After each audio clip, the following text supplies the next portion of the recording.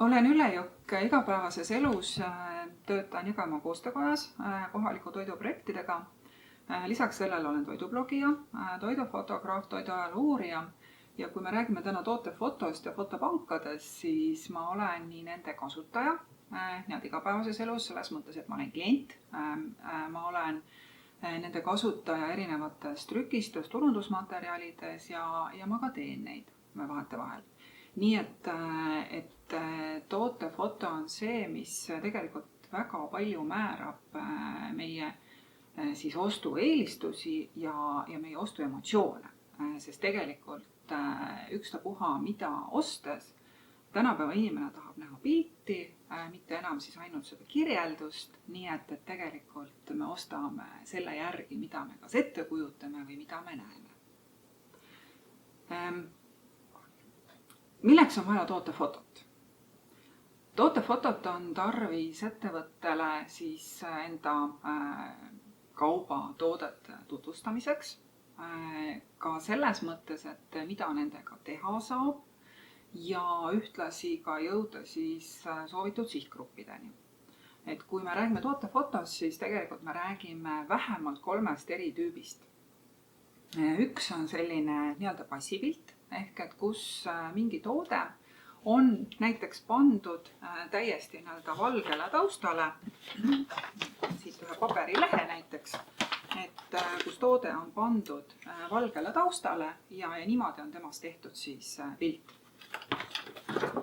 Teine variant, kuidas tootefotot teha, on see, kus ta on mingisuguse nii-öelda oma loomuliku keskkonna taustal, on see siis kas nii, nagu te siin tagaplaanil näete neid erinevaid asju riiulite peal, et kas ta on riiuli peal, kas ta on mingi laua peal, tal on mingi selline vahvam taust tekitatud, et selline isikupärane. Ja 3. variant on siis see, kus see toode on pandud juba välja kas taldrikule või temaga mingi toit tehtud, nii et on näha ka selle kasutamist ja see on siis juba selline nii-öelda lopsakam pilt, kus on siis juba rohkem elemente kui siis ainult see üks toode. Sinna juurde siis loomulikult sellesama fotopanga jaoks ka siis erinevad meeleolupildid, ehk et on näha kas erinevaid interjööre, erinevaid keskkondi, inimesi seal peal. Näiteks väikeettevõtete puhul kõik võimalikud laadapildid, et kus on näha inimesi siis maitsmas, degusteerimas või siis näiteks teie ettevõtte külastuse puhul, et kõik sellised pildid on need, mis aitavad luua meeleolu ja tegelikult ka natuke sellist turvatunnet, et see toit ei ole seal peal mitte üksinda, vaid et tegelikult on tegemist ka selle kasutamisega. Nii et see pildipank on hästi oluline, see, mida üks ettevõtte enda jaoks siis koondab või teeb, et neid pilte siis kasutada ka erinevates olukordades, sest ütleme nii, et praegusel ajal ikkagi see e-kaubandus tuleb üha enam peale nii, et oma ettevõtte kas e-poe või siis mõne siis teise müügikanali kaudu ütleme nii, et see tootefoto olemasolu on oluline, mitte siis ainult nende meeleolupiltide omamine. Tootefotot on tarvis teha, mõnikord neid erinevaid meeleolupilte on võimalik saada ka näiteks avalikest pildipankadest ja vahel öeldakse, et aga milleks siis kõike ise teha, et on ju avalikud pildipangad, kus saab siis kas tasuta või mingi rahanumbri eest endale kaadreid soetada. Nende puhul on küll aga see häda, et te ei ole nende ainus kasutaja. Küllap on teisigi, kes ühe või teise meeleolu maha laevad ja tegelikult klient, kui ta läheb ettevõtte kas näiteks veebilehele või Facebooki lehele, ta eeldab, et ta näeb seal unikaalseid kaadreid. Ja kui ta näeb ühte kaadrit ühes kohas ja mingil hetkel ta näeb täpselt sama kaadrit mõne teise ettevõtte kodulehel näiteks, tekib segadus, et aga mis see siis on. Nii et ma soovitan nende avalike pildipankade kasutamisega olla selles mõttes ettevaatlik, et neid on hea kasutada näiteks erinevate plakatite põhjadeks, kas mingiteks kutseteks, mingi ürituse jaoks või midagi taolist, aga mitte selleks, et oma tooteid otse reklaamida.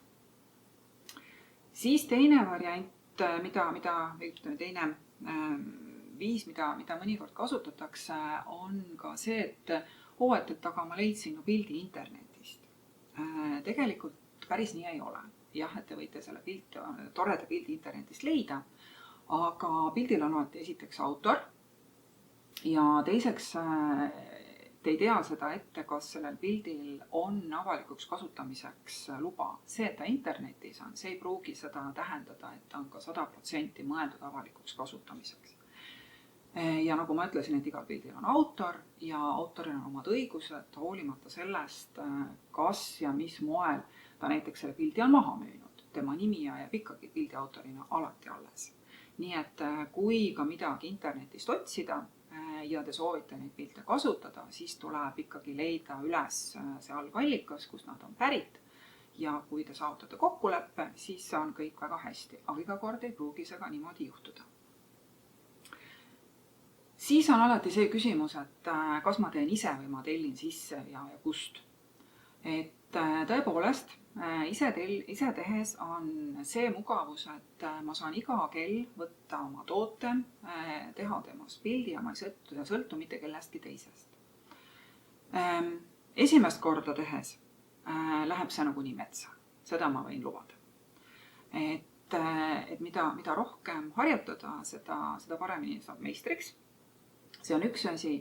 Aga teiseks, kui see harjutamisaeg on ikkagi liiga pikk, siis tegelikult on mõistlikum see tootefoto sisse tellida. Ja kui on ikkagi plaan pikaajaline, siis on isegi hea, kui kodustada mõni fotograaf selles mõttes, et kellega on juba tore koostöö olnud ja kellega ei pea enam pikalt seletama, kuidas ja mida te tahate, et kes juba teab ise. Nii et tegelikult see, et fotograafi tellimine võib olla tülikas, tuleb teha pikalt ettevalmistus üheks sessiooniks ja ta maksab natukene, et tegelikult võib-olla kokkuvõttes on see tulusam, kui kulutada oma aega sellele, kuidas harjutada. Mis muidugi ei tähenda, et harjutama ei peaks, aga harjutada ei võiks. Selles mõttes ka selle pildi tegemise varustus on hästi oluline, kui siis tõepoolest ise teha, aga ka see, kuidas fotograafile oma asju valmis panna. Et ma võtsin hetkel siia laua peale kaks toodet, mis on võib-olla üsna universaalsed. Üks on purk ja teine on kott. Selles plaanis, et kui toodet pildistada ja vahet ei ole, kas ta on nüüd valgel taustal või ta on näiteks kas mingil hallil taustal või midagi taolist, et see ei ole nüüd oluline, aga mida sel juhul jälgida. Kui fotograaf teeb seda, siis tema paneb need asjad paika, aga kui te ise teete, siis ma mõnele asjale juhiksin tähelepanu. Kas või sama kott. Et ükstapuha, mis objektil, mis on 3-mõõtmeline, kui teha see kaader eest, ükstapuha, kas meil on tegemist majaga, selle sama jagu kotiga või millegi muuga, siis on hästi oluline see, et jääks see 3-mõõtmelisus ka kaadrisse. Ehk et kui teha pilt, siis peaks see pildistamisnurk olema selline, et natukene jääb ka seda, mitte ainult see esikülg näha, vaid natukene ka seda kitsamat külge, ehk oleks näha, kui paks või kui pontsakas see siis toode on. Ja ka see nurk, et kui te teete niimoodi otse sellel kõrgusel, siis ei pruugi see väga hea jääda, sellepärast, et jällegi võib tekkida selline kaadrimoonutus, pisukene nurk ülevalt alla, mitte nüüd küll niisugune täisnurk siit, aga pisukene nurk ülevalt alla on see, mis aitab teie 3-mõõtmelisust paremini esile tuua. Purkidega on see asi veel hullem.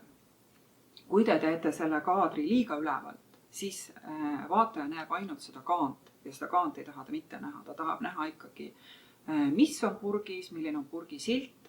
Nii et ka siin seesama pisukene nurk ülevalt alla on see, millega te saate selle toote võimalikult informatiivse ja informatiivse nagu pildile.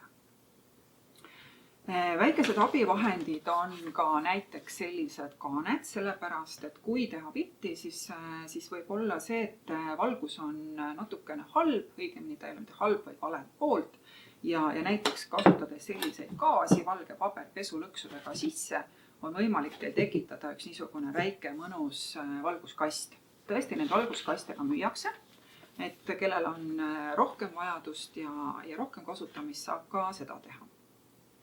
Siis üks, mis on hästi oluline ka see, et kui teha näiteks juba seda pilti, kus see toode on pandud kas taldrikule või temast on toit tehtud, et milline on siis kogu see kompositsioon.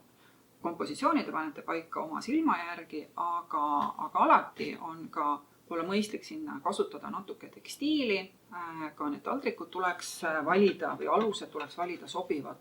Et ma juhin tähelepanu siin ühele asjale, et kui on tegemist sellise läikiva taldrikuga ja te panete selle toidu siia peale, siis tegelikult see nõuab väga suurt oskust, et neid helke siin õigesti kasutada, sest te võite saada sellise valede helkidega tausta sellele toidule ja seda te mitte ei taha. Kui kasutada selliseid üsna neutraalseid nõusid, siis see on toidu mõttes alati hea. Hall muuseas on üks imetabane värv, mis näiteks laseb toidul, sest toit on tavaliselt ju heledam siin peal või vähemalt kontrastsem, mis laseb päris hästi sellel kõigel silma paista. Küll aga läheb asi metsa siis, kui te arvate, et värve tahaks palju ja hästi rohkem.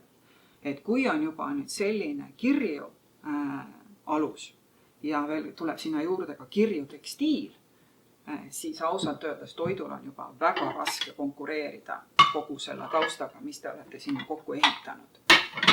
Nii et alati hoida üks väike varu, võib panna endale kõrvale väike varu selliseid tekstiile, mis oleksid ühevärvilised, suhteliselt neutraalsed, mida saab alati sobitada ja üks hunnika niisugusi erinevaid, on nad siis taldrikud, lõikelauad või midagi taolist, millega on siis juba mugav toimetada ja teil on alati see võtta.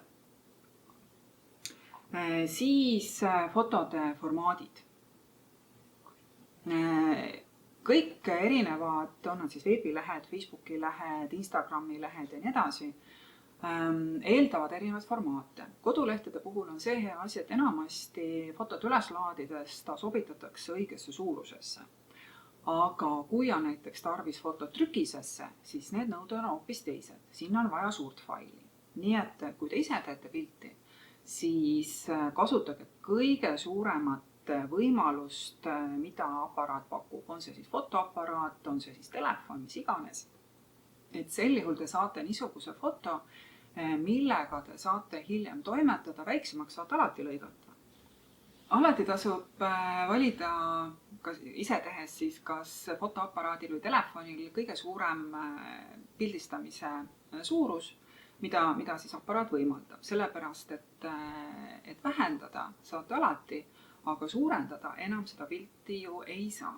Nii et kui kasutate siis seda algfaili, siis tegelikult oleks isegi mõistlikum teha sellest koopia ja mängida selle koopiaga edasi, sellepärast, et kui midagi siis selle koopiaga juhtub, siis vähemalt algfail on teil alles.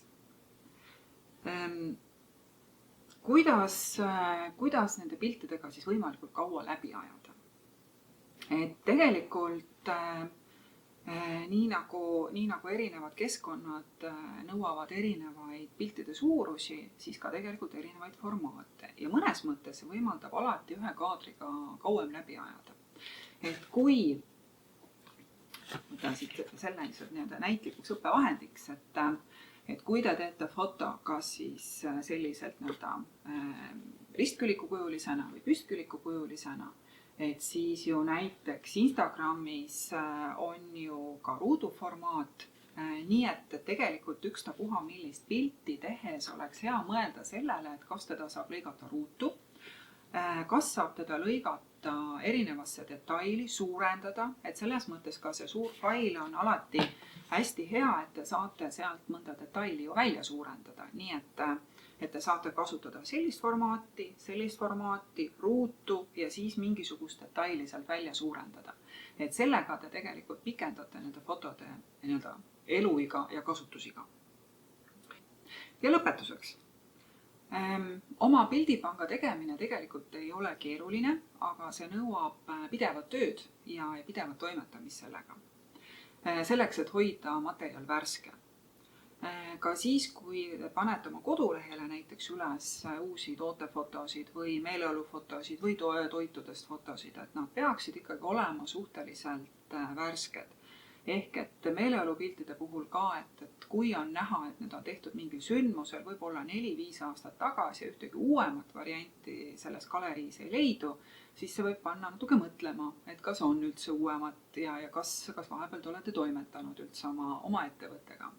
Aga kui on nüüd toodete kas mingi siltide vahetus, tähendab siis etiketi vahetus, pakendi vahetus, et siis tuleb kindlasti teha uued pildid, sellepärast et ka mingi väike detail võib olla oluline ja jääda ostjale silma.